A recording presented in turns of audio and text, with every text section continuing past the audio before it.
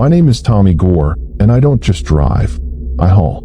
I transport items that most people wouldn't dare look at, let alone move across state lines. I work for a subcontractor, essentially a shell company, that provides logistical support for what they vaguely refer to as sensitive materials. The paperwork is always ambiguous, the destinations are often remote, and the pay is exceptionally good. This week, my route took me from a nondescript warehouse on the outskirts of Gary, Indiana, to a facility deep within the Allegheny National Forest in Pennsylvania. My cargo consisted of 3 large, reinforced steel containers, each one sealed, numbered, and fitted with a series of blinking lights and temperature gauges. The manifest merely identified them as Project Night Andale components. The rules are strict, almost paranoid. No stopping except at designated checkpoints. No opening the cargo bay under any circumstances, and absolutely no deviating from the prescribed route. Most importantly, no asking questions. After nearly 5 years of this work, I've learned that curiosity is a dangerous luxury in my line of business. The containers emitted a low, resonant hum, a constant thrumming that vibrated through the truck's chassis and into my bones. The temperature gauges fluctuated between 42 and 45 degrees Fahrenheit, while lights blinked in a sequence I couldn't decipher. The silence of the Indiana backroads was only interrupted by the engine's drone and the rhythmic hum of the cargo. As I crossed into Ohio, a wave of unease washed over me. It wasn't the typical paranoia that accompanied this job. It felt heavier, more oppressive. The air seemed thick, shadows deepened, and the hum of the containers grew louder and more insistent. I checked the mirrors and scanned the road ahead, but saw nothing. Just the endless stretch of asphalt and a desolate landscape that heightened my sense of carrying something profoundly wrong. The first checkpoint appeared as a deserted gas station just outside Youngstown. The instructions were clear: park behind the station, leave the engine running, and wait inside the diner for further orders. The diner resembled a relic from the 50s, a chrome and vinyl time capsule with faded booths and a cracked linoleum floor, evoking an unsettling nostalgia. The only other person in the diner was a grizzled old man behind the counter. His narrowed eyes followed me as I walked in. "Coffee," I mumbled, settling onto a bar stool. The old man grunted in response, pouring a cup of what looked like motor oil and sliding it toward me. I took a sip, grimacing at the bitter taste. "You one of them haulers?" he asked, his voice raspy. I nodded, not eager to engage in conversation. Undeterred, he continued, "They come through here all the time, hauling all sorts of strange stuff. Never seen anything like it." I kept silent, nursing my coffee while attempting to ignore his rambling. He spoke of odd trucks, unmarked containers, and the men in black suits who always accompanied them. Whispers of government conspiracies and things best left undisturbed filled the air. "You ever seen what's inside those containers?" he asked, leaning in closer. I shook my head, my grip tightening around the coffee cup. "You don't want to know," he said, lowering his voice to a conspiratorial whisper. "Things ain't natural. Things that shouldn't be." I finished my coffee, paid the man, and headed back to the truck, feeling unsettled. The containers continued to hum, their lights flickering in the twilight as I climbed into the cab, started the engine, and merged onto the highway. The old man's ominous words echoed in my mind, intensifying the unease that had been building since I left Gary. As I drove, I became aware of a black SUV trailing me, maintaining a steady distance, its headlights just visible in my rearview mirror. I attempted to shake it by taking a detour through a small town, but it remained close behind. The SUV was unmarked, its windows tinted, preventing me from seeing who was inside. The road wound through the foothills of the Appalachians, the landscape growing increasingly desolate as the sun dipped below the horizon. Soon, the only illumination came from my truck's headlights and the occasional farmhouse in the distance. The black SUV persisted, a silent shadow in the encroaching darkness. I finally reached the second checkpoint, a lonely rest stop on the edge of the Allegheny National Forest. The instructions were the same. Park, leave the engine running, and wait. The rest stop was deserted, the only sound the wind whistling through the trees. I sat in the cab, the hum of the containers a constant reminder of my cargo, while the SUV parked at a discreet distance. Something was off. The unease had transformed into a paralyzing fear. The old man's warnings, the black SUV, and the strange cargo all combined to create a sense of impending doom that I couldn't shake. I thought about calling my dispatcher, but I knew it would be futile. They wouldn't share any information and would likely remind me of the no questions rule. As I sat there, the lights on the containers began to blink faster and the hum grew louder.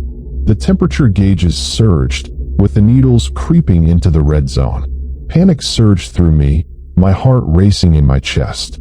I reached for the radio, desperate to call for help, but before I could make a sound, the black SUV pulled up alongside my truck. The headlights of the black Ford Expedition momentarily blinded me. From the driver's side emerged a tall, slender figure, moving with an unsettling grace, like a predator stalking its prey.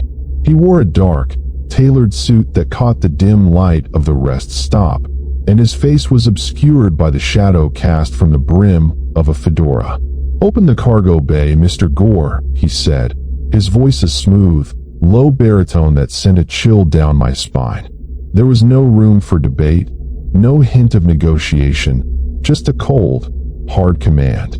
My fingers trembled as I reached for the release lever, the metal cool and slick against my skin. The hydraulic hiss of the cargo bay doors opening echoed through the desolate rest stop, amplified by the oppressive silence. The three steel containers, illuminated by the pale glow of the security lights, stood like monolithic sentinels, their blinking lights casting an eerie hue. The temperature gauges, which had been spiking wildly, now fluctuated erratically. The man stepped closer, his eyes scanning the containers with an intensity that made my skin crawl. He produced a small metallic device from his pocket, its surface glinting in the dim light. It resembled a remote control, but its purpose felt far more sinister.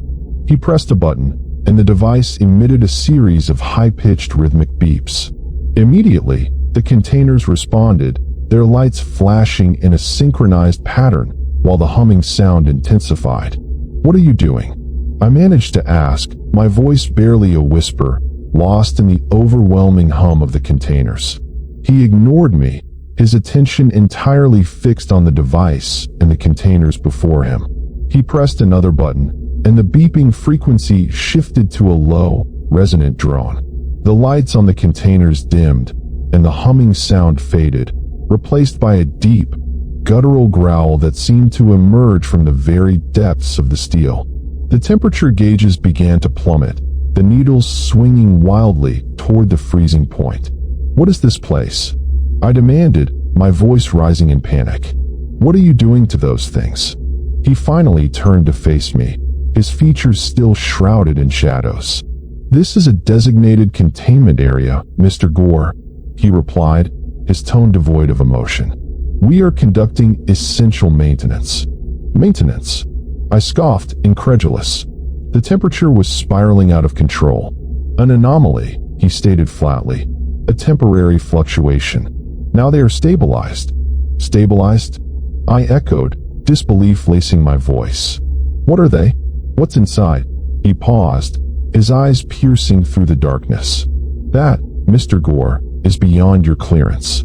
Turning back to the containers, he pressed another button on the device. The growling sound ceased, leaving an unsettling silence.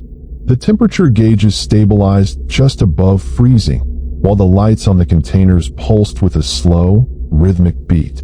"You have violated protocol, Mr. Gore," he said, his voice cold and unyielding. "You have asked questions that should remain unasked." He pocketed the device and turned to leave, his movements fluid and silent like a wraith. Pausing by the SUV's door, he glanced back at me. "Consider this a final warning," he said, his voice barely rising above the wind rustling through the trees. "Continue on your route and do not deviate. Do not stop, and most importantly, Mr. Gore, do not ask any more questions." With that, he slid into the SUV, and the engine roared to life. The vehicle pulled away, its headlights slicing through the darkness as it vanished down the winding road into the depths of the Allegheny National Forest.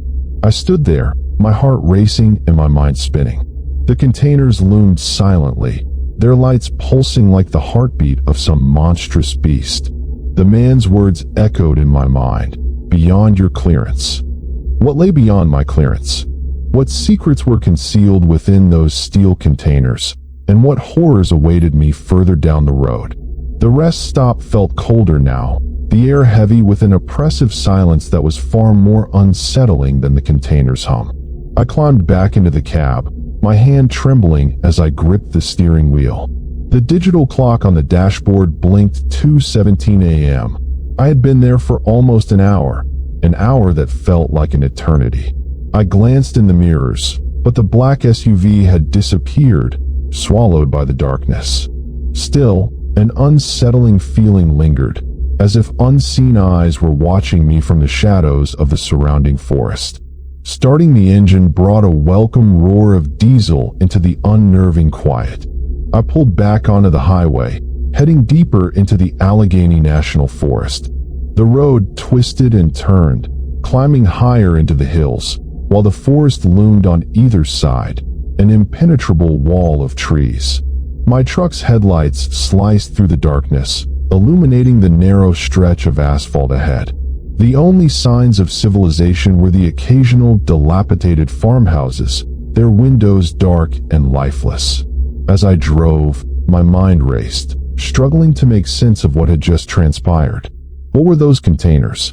What was the facility hidden in the forest? And who was that man in the black suit? The more I pondered, the more questions arose, and the fewer answers I found.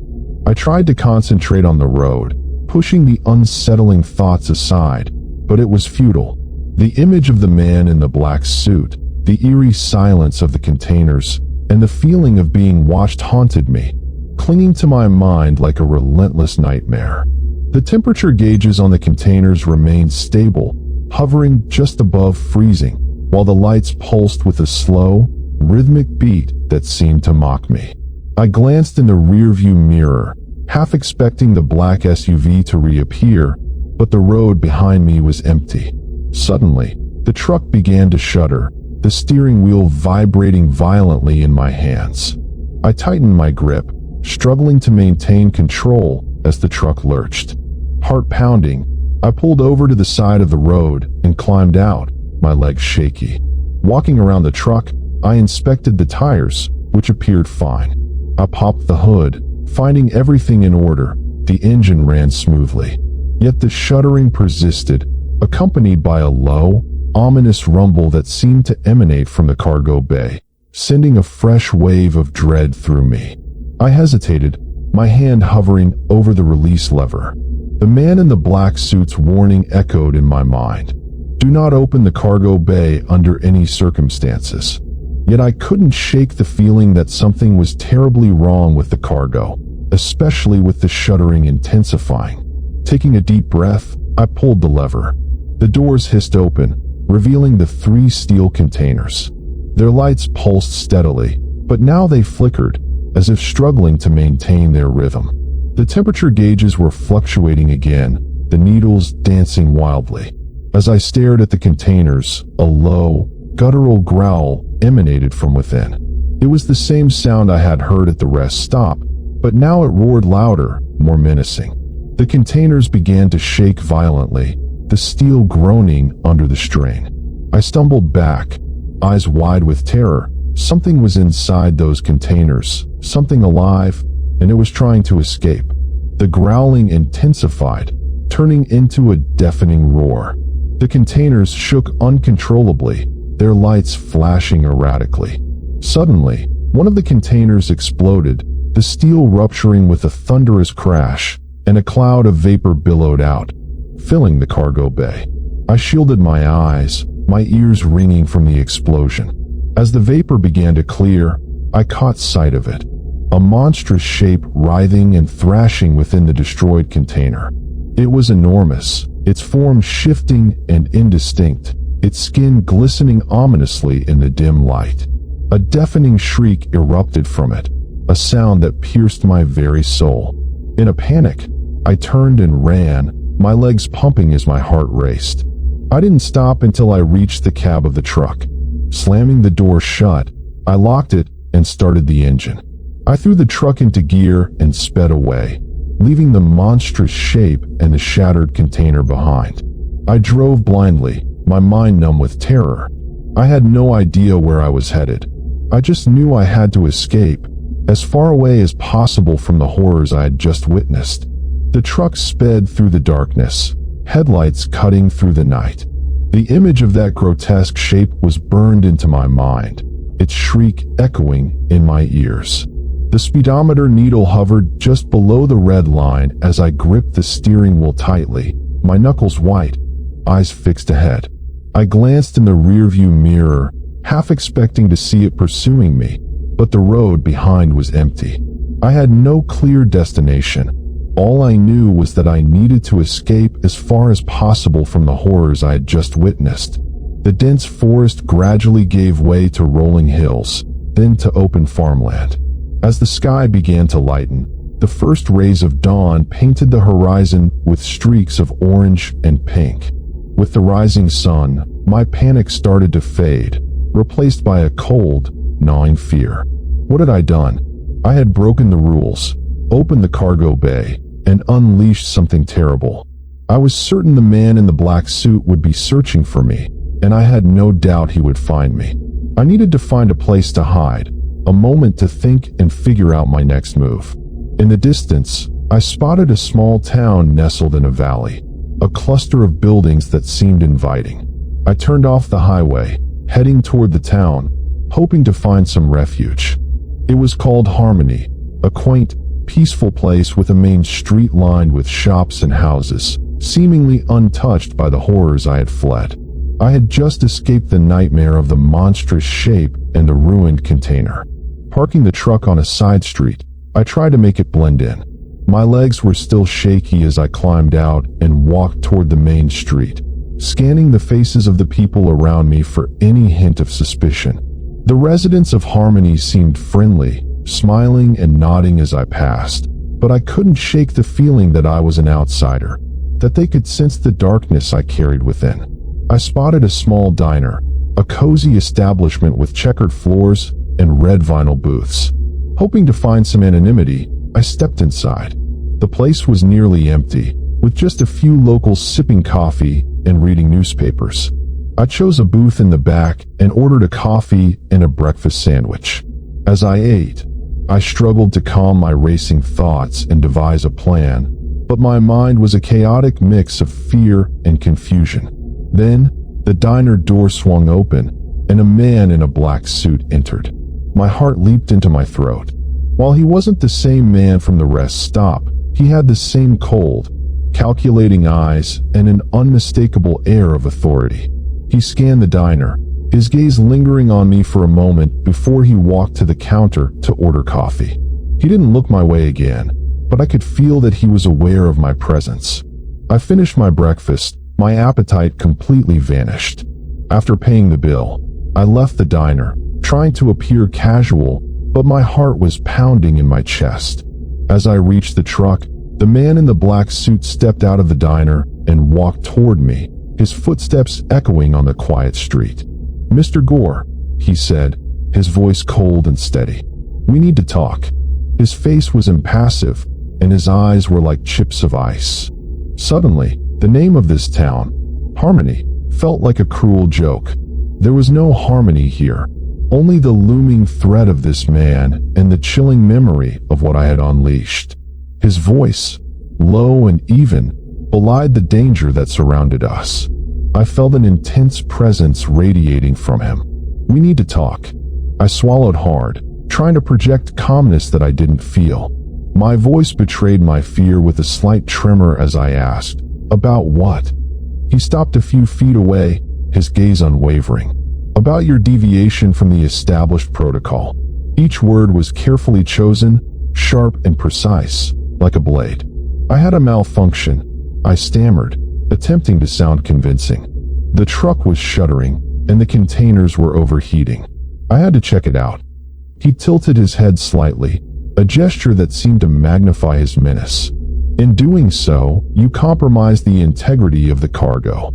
I admitted, my voice barely a whisper. "One of the containers ruptured." He nodded slowly, as if this outcome was expected. "I am aware," he continued, "and I also know what you witnessed." My heart raced. He knew. He understood what I had seen, what I had unleashed. "What was it?" I blurted out, unable to contain myself. He didn't answer directly. "That, Mr. Gore, is classified. But let's just say it was a necessary component of our research." "Research?" I echoed, my voice tinged with disbelief. "You call that research?" "It was a monster." He remained impassive, his expression unyielding. "Mr. Gore, it's all a matter of perspective. Now, regarding your indiscretion, it has created a situation." "What kind of situation?" I asked, dread pooling in my stomach. "A situation that requires resolution," he replied, his voice steady but edged with steel. "And you, Mr. Victor, are instrumental in that resolution." He pulled a small silver card from his pocket and handed it to me. "Get this address by noon," he instructed. "We'll discuss the details then." The card was nearly blank, save for a stark black address. 147, Ravenwood Drive, Blackwood, Pennsylvania. He turned and walked away, disappearing around the corner of the diner, leaving me standing there with the card clutched in my trembling hand. I stared at the address, a shiver running down my spine. Blackwood sounded like something out of a horror movie, a place where nightmares thrived. I knew I had no choice. I had unleashed something terrible, and now I had to confront the consequences. Yet a chilling certainty settled in my bones. This was just the beginning. The man in the black suit, the monstrous shape, and the secrets concealed within the steel containers. All of it was part of something far greater, far more terrifying than I could ever comprehend. I climbed back into the truck, my hands shaking so badly that I struggled to insert the key into the ignition. After finally starting the engine, I pulled away from the curb, heading east toward Blackwood and the unknown. The drive became a blur, my mind racing as I replayed the events of the past few hours, desperately trying to piece together the puzzle. Yet the pieces refused to fit, leaving a fragmented and horrifying picture. As I drove, I noticed something unusual in the sky. A flock of black birds, crows or ravens, circling above, their cries echoing ominously. It felt as though they were following me, their dark shapes silhouetted against the morning sky. I tried to dismiss them, but their presence grew increasingly foreboding, like a dark omen of the horrors awaiting me in Blackwood. The address led me to a secluded mansion, its dark stone walls and imposing gate radiating a cold menace. The flock of birds continued to circle above, like vultures waiting for a feast. I felt a chilling certainty that I was walking into a trap, but there was no turning back. I had to confront whatever awaited me behind the wrought iron gates of Blackwood Mansion, which loomed ahead with an intricate design that mocked the dread coiling in my stomach. I pulled the truck up to the gate, the engine sputtering to a stop as if the vehicle sensed the malevolence radiating from the place. With a groan, the gates swung open, as if inviting me into the jaws of some unseen beast. I drove slowly up the long, winding driveway, the gravel crunching beneath the tires. The mansion loomed larger with each passing moment, its dark windows resembling vacant eyes watching me. The flock of birds, now seemingly doubled in number, continued to circle overhead, their raucous cries providing a chilling soundtrack to my arrival. I parked the truck in front of the imposing oak doors and stepped out, the air thick with an oppressive silence, broken only by the rustling of leaves and the calls of the birds. I approached the doors, my footsteps echoing against the stone facade. Before I could reach for the knocker, the door swung open, revealing a dimly lit foyer. A tall, slender figure stood in the shadows, his face obscured by gloom. "Mr. Gore," he said, his voice a familiar baritone. "Welcome." It was the man from the rest stop, the one with the silver device. He stepped aside, gesturing for me to enter. I hesitated, my instincts screaming for me to turn and flee, but I knew there was no escape. I stepped into the foyer just as the door closed behind me with a heavy thud. Inside, the air was cold and stale, tinged with a faint metallic scent that made my stomach churn. The man led me down a long, dimly lit hallway, flanked by portraits of stern-faced individuals whose eyes seemed to follow me. At the end of the hallway, we reached a heavy oak door. He opened it, revealing a large, opulent study. A fire crackled in the hearth, casting flickering shadows across the bookshelves lining the walls. A man sat behind a massive mahogany desk, his back to me. "Mr. Gore," he said, his voice deep and resonant. "Please have a seat." I settled into a leather armchair facing the desk, my heart racing. The man swiveled in his chair, revealing a face that was both familiar and unsettling. He was older than the man from the rest stop, his hair silvering at the temples, but his eyes retained that cold, calculating glint. "I am Dr. Alistair Crane," he said, his voice smooth and cultured, "and I believe you have something that belongs to me." I don't understand," I stammered. "The container, Mr. Gore," he replied, his tone hardening. "The one that ruptured. It contained a valuable specimen, and I want it back." "But it's gone," I said, panic rising in my chest. "It escaped." Dr. Crane leaned forward, his gaze piercing. "I assure you, Mr. Gore, it cannot have gone far. It is bound to this area, and you are going to help me find it." "Me?" I exclaimed, my voice rising in alarm. "But I don't know how." "You will learn," Dr. Crane said, a chilling smile spreading across his lips. He stood up, walked to a bookshelf, and pulled out a thick leather-bound volume. He handed me the book. "This will tell you everything you need to know," he said. "Read it carefully, Mr. Gore. Your life depends on it."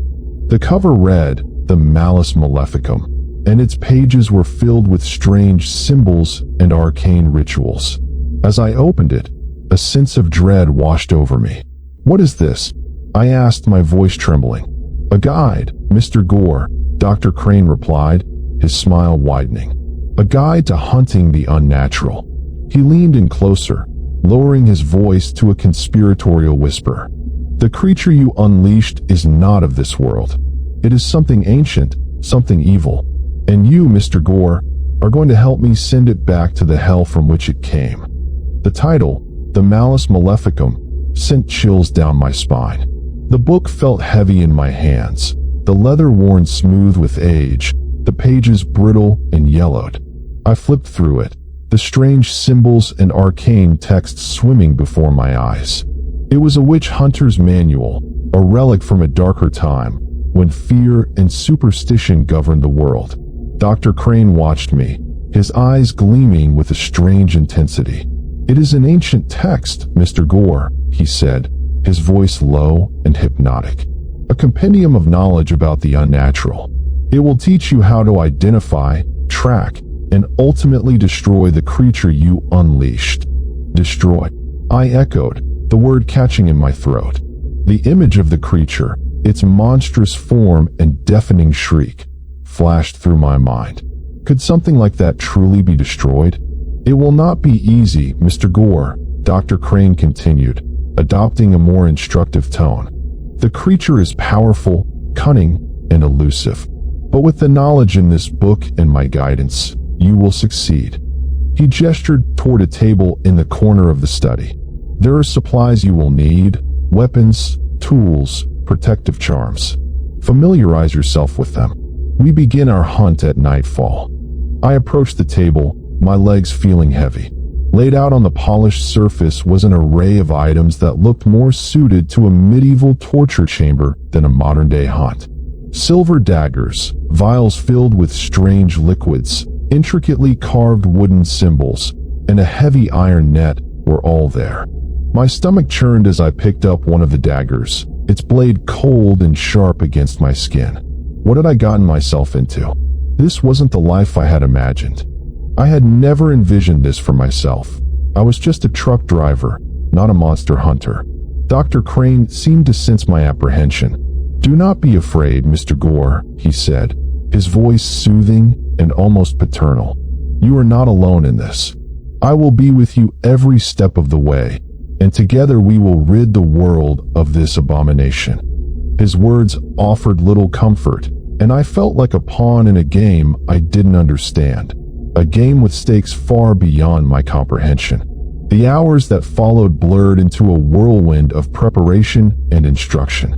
Dr. Crane drilled me on the contents of the Malleus Maleficum, explaining the creature's weaknesses, vulnerabilities, and behavioral patterns.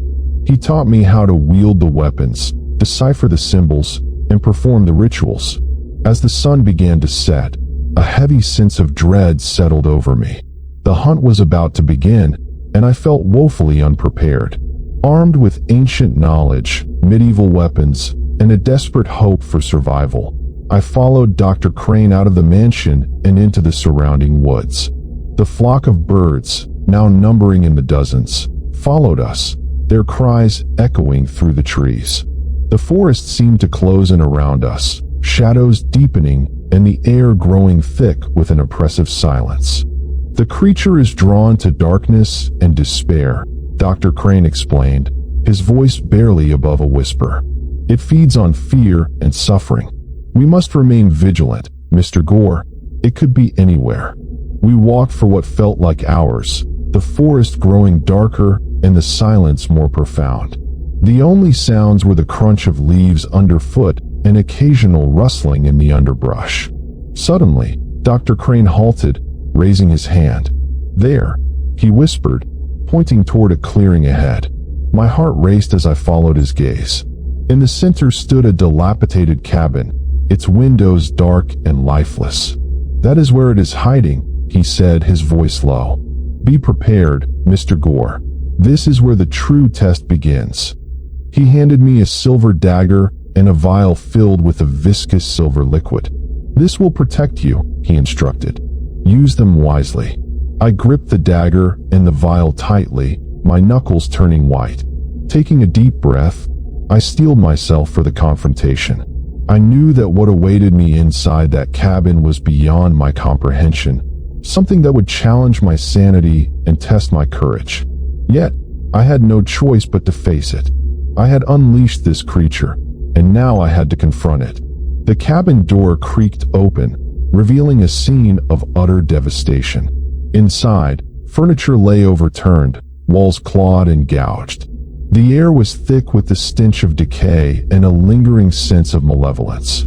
Dr. Crane and I cautiously stepped inside, weapons drawn. Although the creature was gone, its presence still lingered, a palpable dread that weighed heavily in the air. We scoured the cabin, finding only signs of the creature's passage, shredded clothing, pools of viscous fluid, and strange, unidentifiable markings on the walls. "It's gone," I said, my voice barely above a whisper. Dr. Crane nodded grimly. "It has fled, but it will return. These creatures are drawn to darkness and despair. It will seek out new victims, new sources of fear." "What do we do now?" I asked, my voice trembling.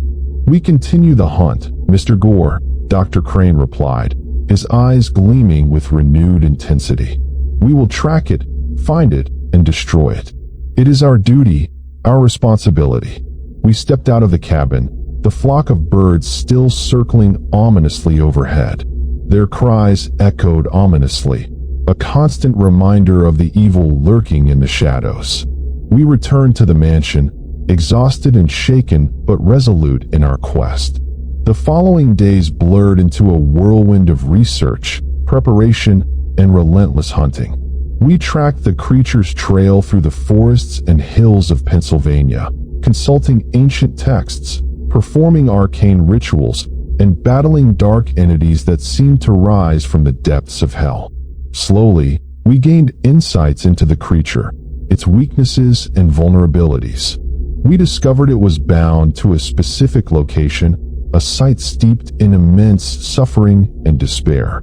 We learned that it could be harmed by silver, certain herbs, and the power of faith.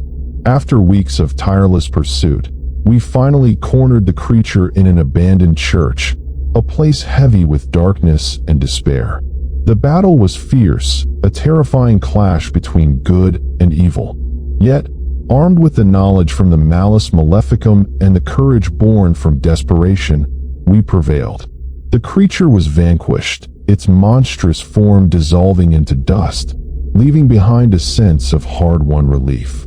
Its shriek was silenced forever. We had won, but the victory felt hollow. We faced the darkness and survived, yet we were forever changed. I returned to my life, but I was no longer the same. I carried the memory of the creature and the knowledge of the shadows lurking just beyond sight.